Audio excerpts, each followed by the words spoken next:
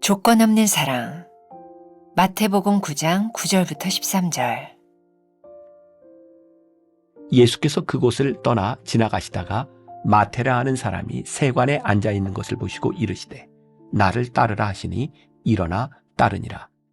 예수께서 마태의 집에서 앉아 음식을 잡수실 때에 많은 세리와 죄인들이 와서 예수와 그의 제자들과 함께 앉았더니 바리새인들이 보고 그의 제자들에게 이르되 어찌하여 너희 선생은 세리와 죄인들과 함께 잡수시느냐. 예수께서 들으시고 이르시되 건강한 자에게는 의사가 쓸데없고 병든 자에게라야 쓸데있느니라. 너희는 가서 내가 긍휼을 원하고 제사를 원하지 아니하노라 하신 뜻이 무엇인지 배우라. 나는 의인을 부르러 온 것이 아니요 죄인을 부르러 왔노라 하시니라. 바리새인들은 예수님을 상당히 비도덕적인 분으로 이해했습니다. 그들은 종교의 본질을 도덕적 기준으로 보았기 때문에 도덕적으로 온전해 보이지 않는 예수가 하나님의 전에 나오고 하나님과 함께한다는 사실을 용납할 수 없었습니다. 도덕적 행위나 선행이 삶의 기준이 되면 행위의 잣대를 가지고 사람을 판단하게 됩니다.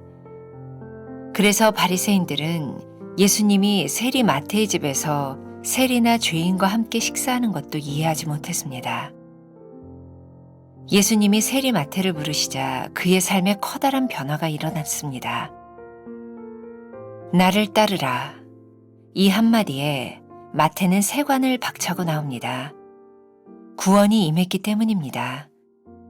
그는 예수님을 위해 집을 개방하고 자신과 같은 처지에 있는 사람들을 초대하여 예수님과의 식사 자리를 마련했습니다. 자기 시간과 공간과 물질을 투자한 것입니다. 세리 마태의 삶에 희생이라는 변화가 일어났습니다. 하나님의 조건 없는 사랑을 경험한 결과입니다. 그는 자기 삶에 일어난 엄청난 변화가 다른 사람에게도 일어나기를 바랐습니다. 이것이 바로 복음을 품은 자들의 특징입니다. 이 변화를 기대하기에 우리는 시간과 돈과 마음을 기꺼이 희생할 수 있습니다. 이 희생을 통해 하나님의 역사가 일어납니다. 이것이 하나님의 역사와 변화를 기대하는 관점입니다. 비전이 있는 사람은 새로운 세상을 보고 새로운 일을 행하며 새로운 역사를 경험하게 됩니다. 하나님의 마음으로 세상을 볼 때 나타나는 놀라운 변화입니다. 제자가 된 마태는 의미 있게 살다가 의미 있는 죽음을 맞이합니다. 그는 유대인들을 위해 마태복음을 기록합니다. 자신의 평안함만을 추구하며 같은 민족에게 지탄받는 세리였던 그는 인생의 목표가 바뀐 후 성경을 기록하는 사람이 됩니다. 전승에 의하면 그는 복음을 전하다가 순교했다고 합니다. 하나님의 조건 없는 사랑을 경험한 한 그리스도인의 인생입니다.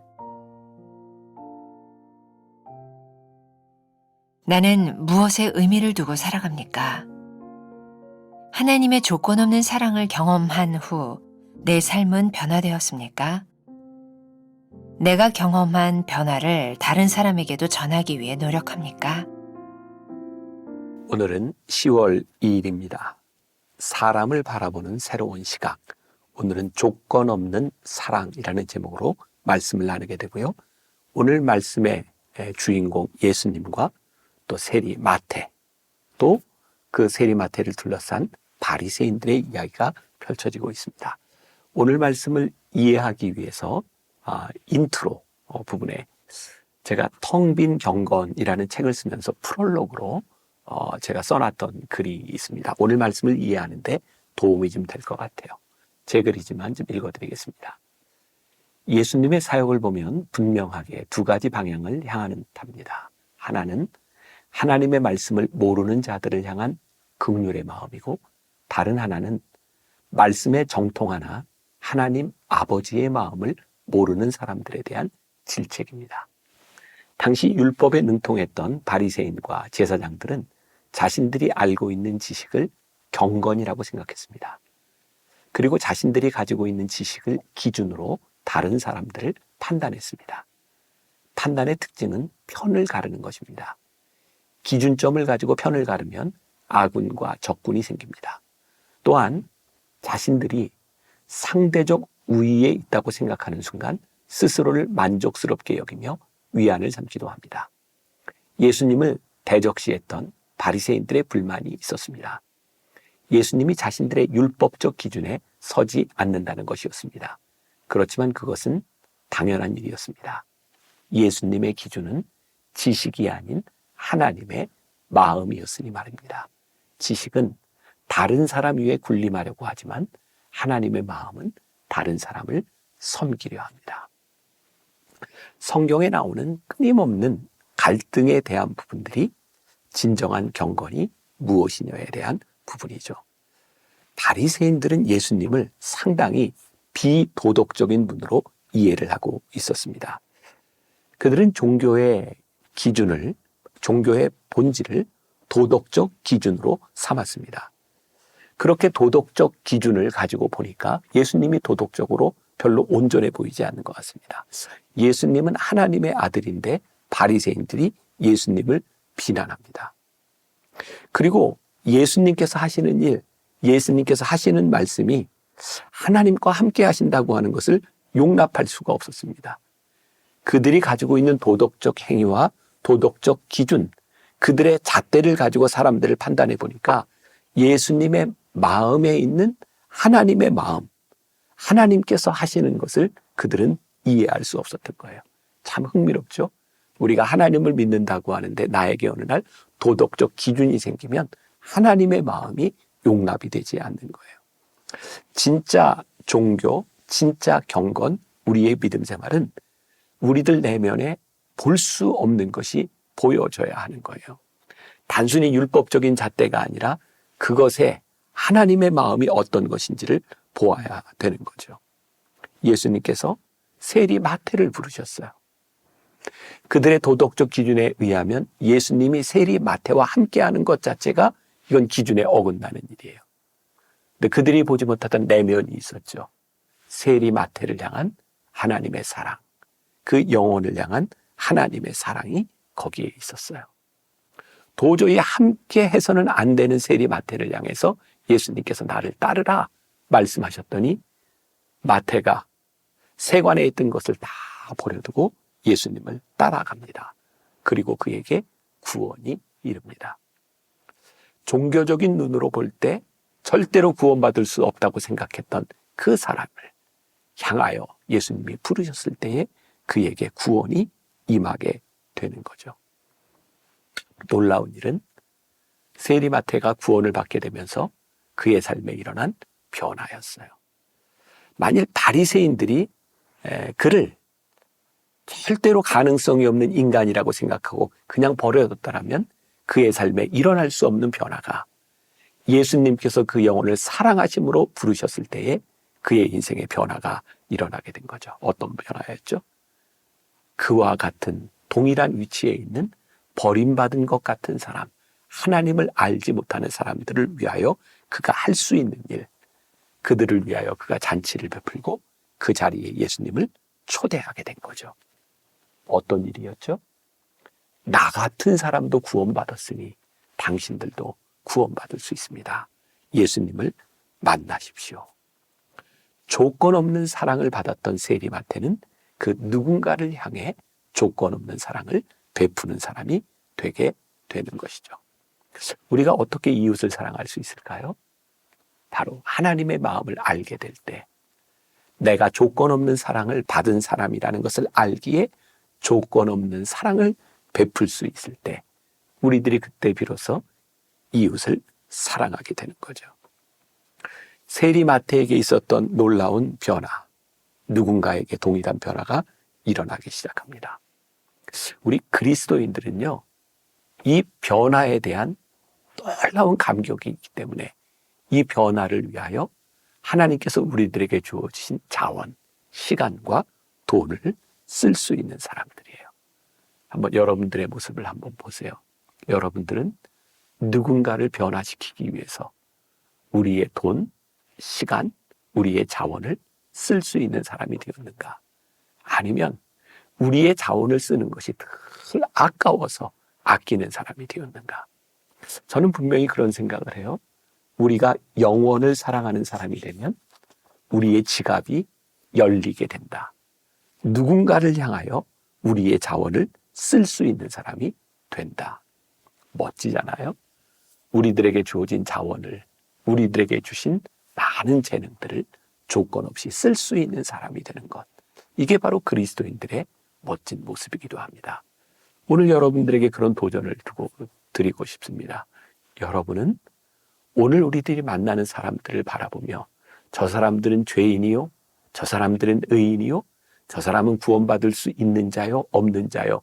우리들이 규정하는 것이 아니라 하나님이 사랑하시는 그 사람들을 위하여 우리들이 조건 없이 우리의 자원을 쓸 수 있을 때 나에게 일어났던 변화가 그에게도 일어날 수 있음을 우리들이 기대할 수 있지 않겠는가.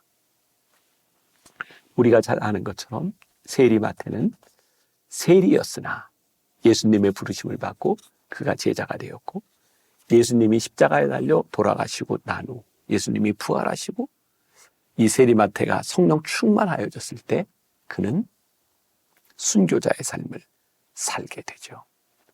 그가 돈을 모으는 세리마태에서 편안한 인생을 추구하던 그의 인생에서 그는 목숨을 버리고 주님을 전하는 자로 그렇게 살아가게 됩니다. 그는 복음을 전하다 순교하게 되었습니다.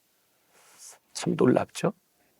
내가 복음을 전하다 순교당하는 것이 내 인생의 최고의 명예가 되었다. 혹시 여러분들은 이 땅 위에 살아가면서 내가 얼마나 많은 돈을 모으고 내가 어떤 포지션에 올라가고 내가 어떤 명예를 얻었다고 하는 것이 여러분들의 인생의 가치라고 생각하시는지, 아니면 우리들이 받은 조건 없는 사랑으로 인해 그 조건 없는 사랑을 주며 살아가는 것, 내 목숨을 버리면서까지 그렇게 살아가는 것이 우리들에게 큰 가치라고 생각하는지, 우리의 인생의 가치를 한번 생각해 볼 수 있는 여러분들이 되었으면 좋겠습니다. 제가 우리가 잘 아는 이야기 하나로 말씀을 마감하려고 합니다. 이 이야기 가운데 오늘 나누었던 모든 그 내용들이 들어있을 것 같아요. 자, 누군지는 여러분들이 글을 들으면 알 수 있을 것 같아요. 노예선의 선장에서 주의 종으로 변화되어 한평생 하나님의 영광을 위해서 귀하게 쓰임받던 존 뉴턴 목사님이 계십니다. 세계적으로 불신자, 신자를 막론해서 가장 많이 불려진 찬송가 나 같은 죄인 살리신 어메이징 그레이스의 작시자입니다. 어린 시절 아주 독실한 어머니로부터 성경과 찬송을 배우며 존 뉴턴은 자랐습니다. 그런데 어머니가 7살 때 세상을 떠나십니다.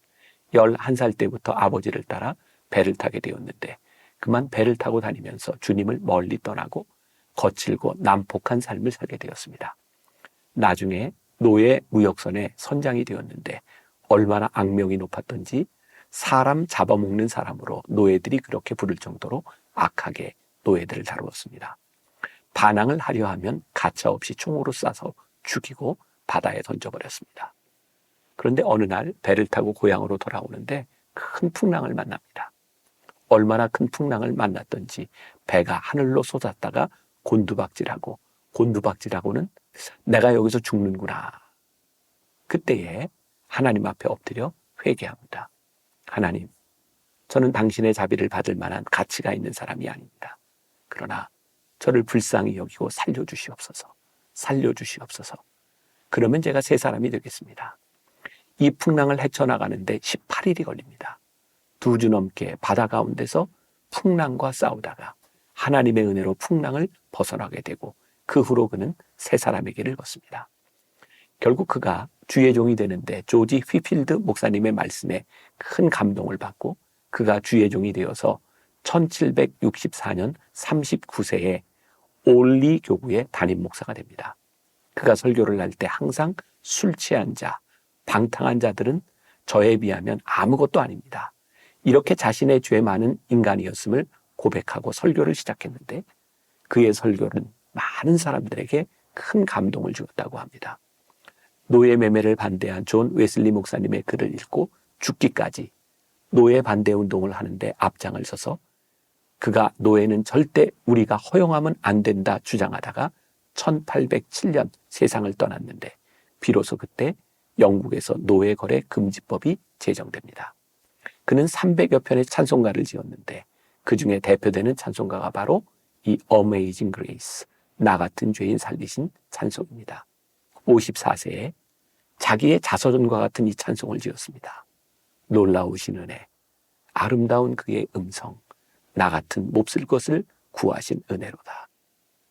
나 한때 잃어버린 몸, 이제는 찾은 바 되었으며 나 눈이 멀었으나 이제는 봅니다. 조건 없는 사랑을 받은 자가 조건 없는 사랑을 합니다. 만일 우리들의 마음 가운데 늘 조건이 따라다니고 있다면 우리는 조건 없는 사랑을 받은 자가 아닐 것입니다. 오늘 그 사랑을, 나 같은 자도 살리신 하나님의 사랑을 누군가에게도 그 사랑을 전할 수 있다면 우리는 이웃을 사랑하는 사람이 되지 않을까요? 정말 그래요. 나 같은 자도 살리시고 나 같은 자도 구원하셨으니 저 사람도 능히 구원받아야 될 자, 어쩌면 나보다 훨씬 더 나은 사람은 아니겠습니까? 오늘 우리들에게 도덕적 기준이 아닌 하나님의 마음이 선명하게 살아있는 그런 우리들, 그런 하루를 살아내기를 간절히 소원합니다. 기도하겠습니다. 오늘 우리들에게 조건 없는 사랑으로 보라고 말씀하시는 하나님의 음성을 듣습니다. 하나님, 우리들에게는 나름대로의 기준이 참 많습니다. 만일 하나님께서 우리들에게 그 기준을 나에게 적용하셨다면 내가 어떻게 이 자리에 존재할 수 있겠습니까? 나도 그 사랑을 입었으니 그 사람도 그 사랑을 입을 자격이 있음을 인정하고 고백하고 그 사랑을 베푸는 오늘 하루가 되게 하여 주옵소서. 예수님의 이름으로 기도했습니다. 아멘.